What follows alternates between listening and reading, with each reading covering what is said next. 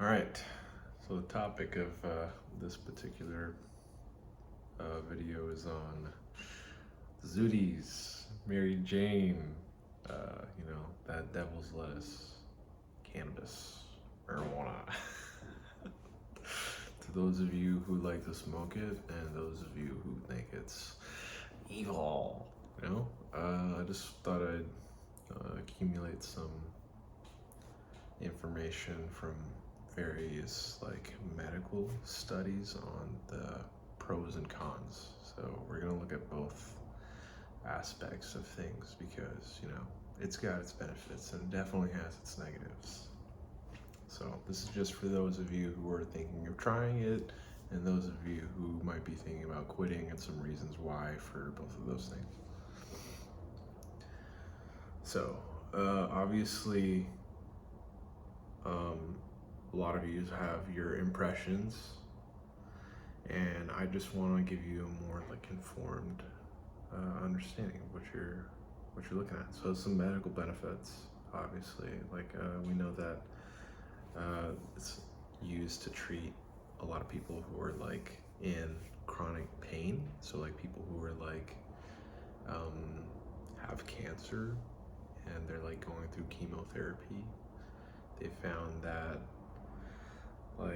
this is gonna help them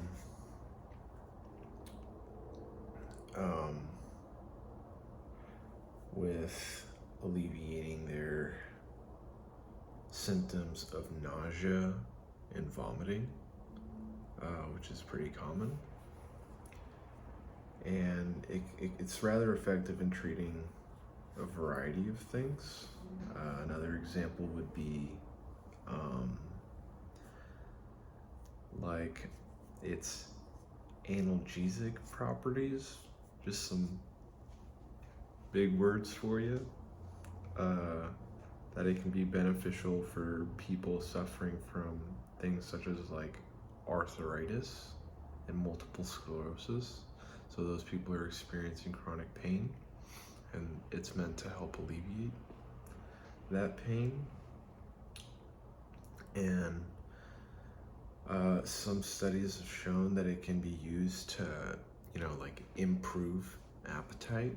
So it's gonna make you you get the munchies, and it's gonna make you want to eat more, and that can help reduce weight loss in some people. Specifically, it's mentioning those with a chronic illness like HIV or AIDS. I don't think a lot of you are experiencing that, but that's just one of those things. And another thing is the active compounds in Merijini have shown a lot of positive benefits for people suffering from seizure disorders and epilepsy. There are some mental health benefits apparently, and in moderated doses, I'd imagine it's going to help people who suffer from chronic anxiety or depression. Because frankly, in my own personal experience, it's been something that kind of stills my mind, so I'm not thinking so much. Yeah, just make you feel good most of the time. I'll go in my own personal experience a little bit later on, but I want to give you the facts first. Let's see. Blah blah blah. Post-traumatic stress disorder. This can help with people experiencing severe trauma. So that's gonna be they have anxiety and depression. So it's gonna kind of chill them out. Some benefits to society. Let's take a look at that. Having legalized and being able to regulate weed has been able to, there's some economic benefits there because, you got jobs at those dispensaries, so that's people are working, and then you get the tax money from having sold it, and also like now we don't have to we don't have to pay tax money to put people in jail for doing something totally like, unharmful to like society as a whole. So like, like we're not, because jail is expensive, and being put in jail for smoking a joint is really dumb. Uh, so I live in like Washington, like, like we were like pretty early adopter. Um, and so we've seen really good increase in tax revenues because of this. And that's kind of like, so as far as like benefits go, in my personal experience, have been like, food tastes better, music sounds better, like, and it just kind of like, it'll make you like, if you're like, just like, like, going crazy, you got the choo-choo train up here in your brain, like it's gonna like, kind of like, the monkey doing the symbols, it's gonna like, the monkey go to sleep. So it helps with that. Some health risks. Okay, that's all I have for you as far as like benefits go. So, but like some negatives is it's not without its risks. Like, I'd say that it, like we were talking about the benefits on mental health, and the thing is like now it also has like negatives, because it can also increase and like, exaggerate your symptoms of both anxiety and depression, which I have noticed in my personal experience as well. Sometimes, like, I'd probably say like I'd been using it since like high school, so like there's probably about like a good 8 years where I was using it on and off, and like I'd say it's maybe 15 to 30% of the time, when I thought it was gonna make me feel good, it actually just made me like even more crazy, which is not what you want. But like, I found that like that number increased the more often I used it. So I like, it's like as if I needed to like up the ante every time. But like when I first started using it, it was awesome. First few years great, but like you gotta be careful, and you gotta be like in moderation. So like, regular use is going to slow down your mind. It's going to impair your cognitive function. I've definitely noticed sometimes that like I like blank on things. I feel as if it's kind of like, because I use it before like my brain's fully developed, which is at like 25. You fully develop your brain at 25. So like I think I'm a little slow sometimes, and I forget things. Like I have like I'm not gonna say I have like a memory of a goldfish, because sometimes it's more like an elephant or whatever, but like you get what I'm saying. Like sometimes you're gonna be like, it's more your short-term memory though. It's gonna like affect your short-term memory. So you're gonna be like, what was it? Where did I leave my keys? Or where's the remote? It's like something like that. You're gonna be like, where did I leave that thing? Or like, what was that thing that I was supposed to? What was that thing I was supposed to do? So you gotta remember stuff. That's important. So yeah, people who are like young, just think about that. It'll have a compounding effect. You'll realize it, especially once you gotta think about like when you're like, your grandma and your grandpa's age, and they're already forgetting stuff. Like, so you gotta think, and it's probably because you're not getting enough oxygen, like real air to your brain. You're just like putting in smoke, so it's like that's not good for you. And as far as like getting addicted, it says here approximately 9% of people who use marijuana become dependent on it. So it's like you're like 10% of y'all are gonna be like addicted. Like like some old buddies of mine, like I just like I would see the pattern as the years went by. It was just like they would just up the ante every time. It's like, oh, I just need it here and there, and then it was like every single day, and then it was multiple times a day, and it just because it's like it's pretty cheap stuff, and it gets addicting. So you just gotta know how to like, pace yourself a little. Use it sparingly.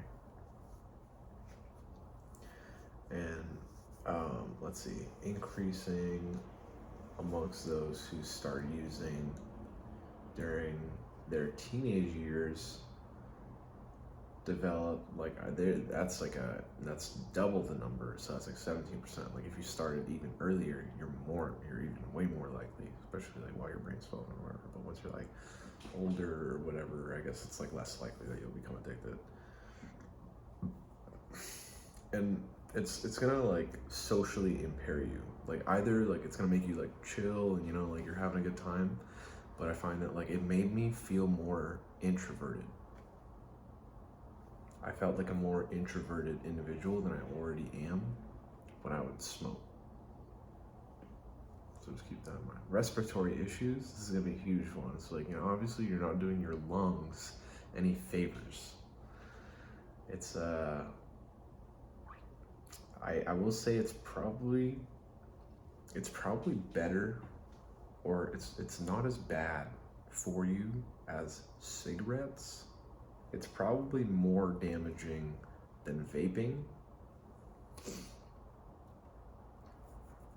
Maybe, because it's still smoke.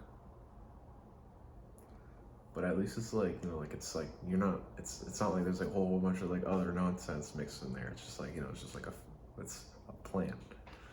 So, but it's smoke, like smoke's not supposed to go in your lungs.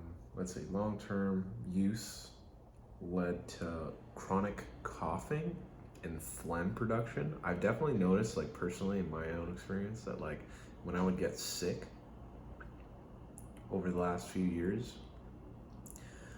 it would take me like forever to recover from like a cold, because like it's not like I'd be like, oh my gosh, I'm dying for like months and months and months, but it's like after I would get a cold, like like sure, like a few days or a week would go by and most of the symptoms are gone, but like my sinuses would be so backed up for some reason, and I just like couldn't breathe right, and that sucks because it just feels like you're sick for like twice as long, 3 times as long. Whatever. It's got like all this other stuff about like how it's portrayed in the media, but I'm just gonna tell you what it is. So like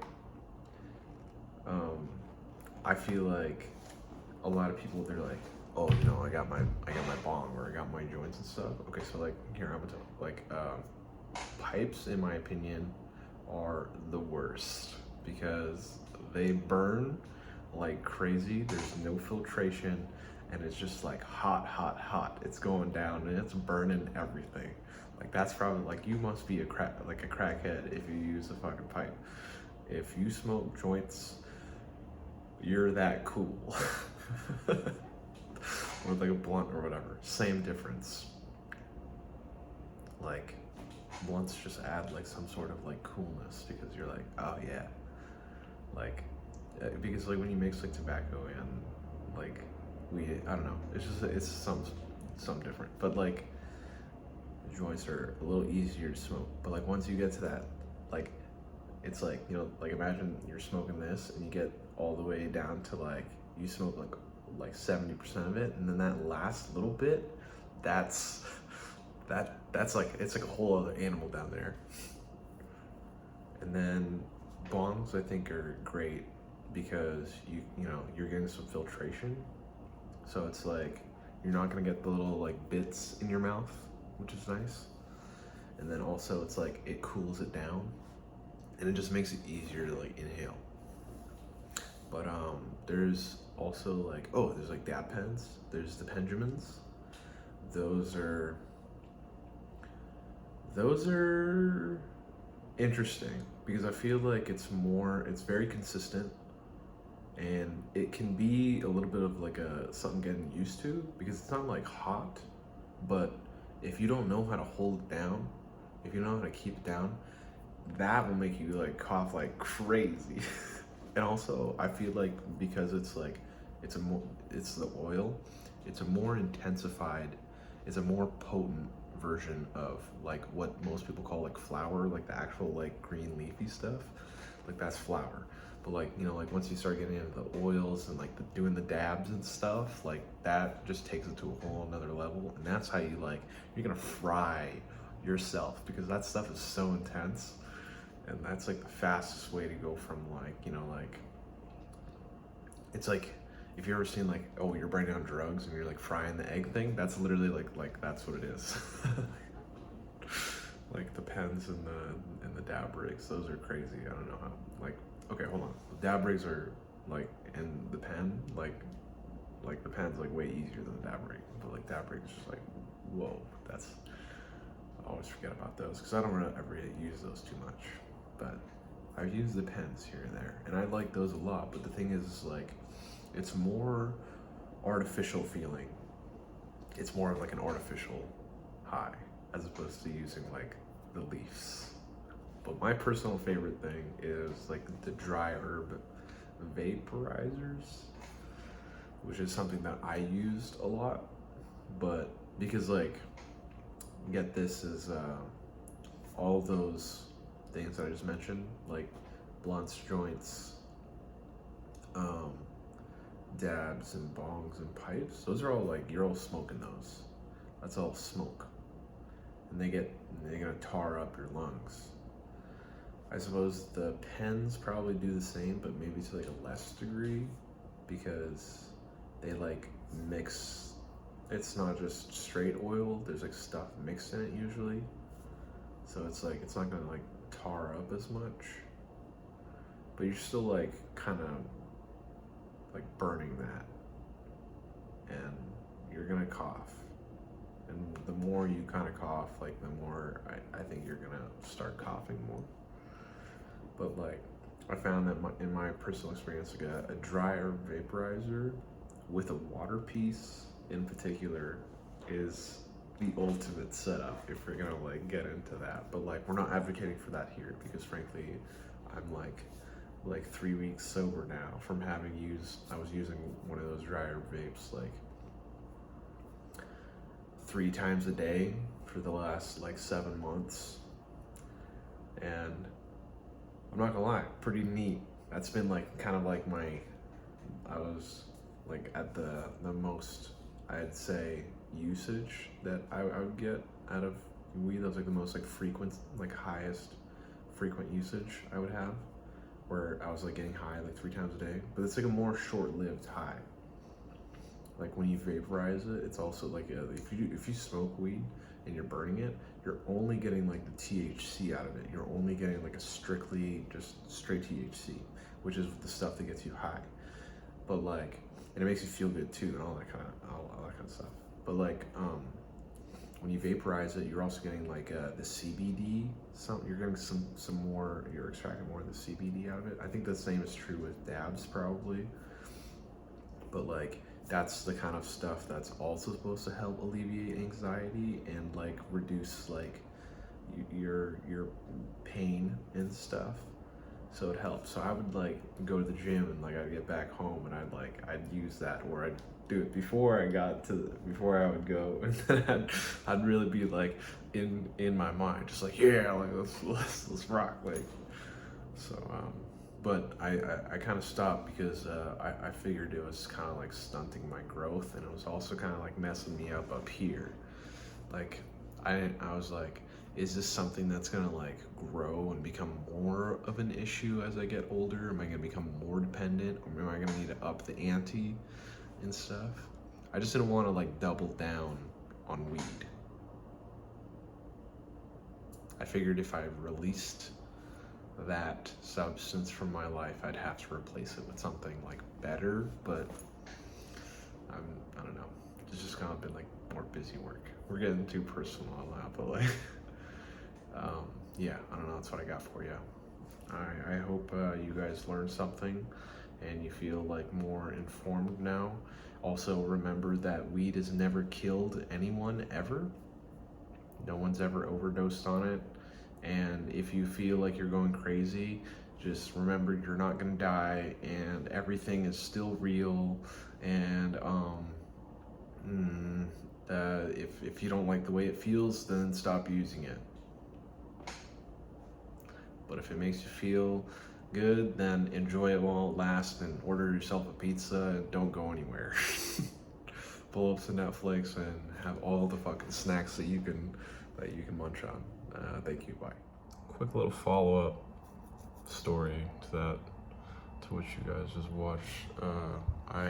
After my few weeks of sobriety, I slipped up and I tried smoking again, but gave me a pretty interesting experience. I just want to say that I don't think it's worth doing.